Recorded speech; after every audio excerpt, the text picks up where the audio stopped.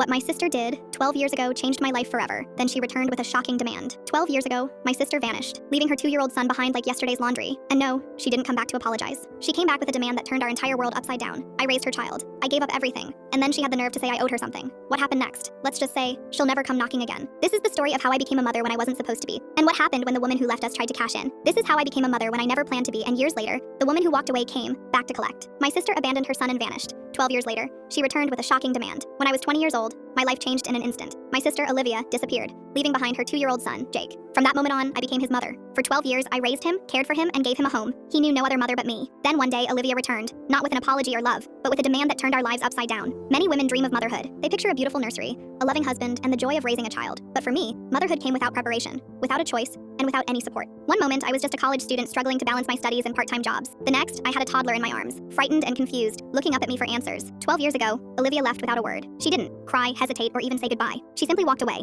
leaving Jake behind as if he were a burden she no longer wanted. There was no explanation, no remorse, just a short note she left behind. I'm too young to waste my time on diapers. Take care of him. That was all. No calls, no messages, nothing. She had vanished completely, leaving me to figure out how to take care of a child while still trying to build my own future. That night, I sat on the couch, holding Jake as he clung to my sleeve. His round cheeks were damp with tears, and his brown eyes, so much like Olivia's, kept glancing toward the door, waiting for her to return. "Mama," he whispered. "Mama, come back." I had no idea what to say, but I knew I couldn't let him feel abandoned. "No, sweetheart, but I'm here. I'll always be here. Promise?" he asked, his tiny voice filled with uncertainty. "I promise," I said, holding him close as he sobbed in my arms, too young to understand why his mother had left him. From that day on, I became his mother in every way. I worked 2 jobs while attending college, often running on nothing but exhaustion and determination. I learned how to soothe his cries at night, how to pack his lunch just the way he liked, and how to balance schoolwork with bedtime stories. I memorized every lullaby, even on nights when I had early morning classes. As the years passed, Jake stopped asking for Olivia. He no longer called out for her in his sleep. Instead, one day, he started calling me Mom, and I never corrected him. Life wasn't easy, but we found happiness in our little family. There were difficult moments, nights when I was too tired to stand, days when bills piled up, but no matter what, I never regretted raising him. When he was 7, he asked me a question that caught me off guard. "Why don't I have baby pictures with you?" I hesitated, then answered carefully. "Because sometimes families come together in different ways, and you and me, we're family not because of when it started, but because we choose each other every day." He thought about my words for a moment, then smiled and said, "I love you, Mom." After that, he never asked again. We built a life together, just the 2 of us, and that was enough. But then, 12 years later, everything changed. It was a quiet Saturday morning. I was in the living room folding laundry, and Jake was still asleep upstairs after a long basketball game the night before. Then, there was a knock at the door. It was light and hesitant, and I assumed it was a neighbor. I had no idea that when I opened it, the past would come crashing back, and nothing would ever be the same again. When I opened the door, everything else faded into the background. There she was, Olivia.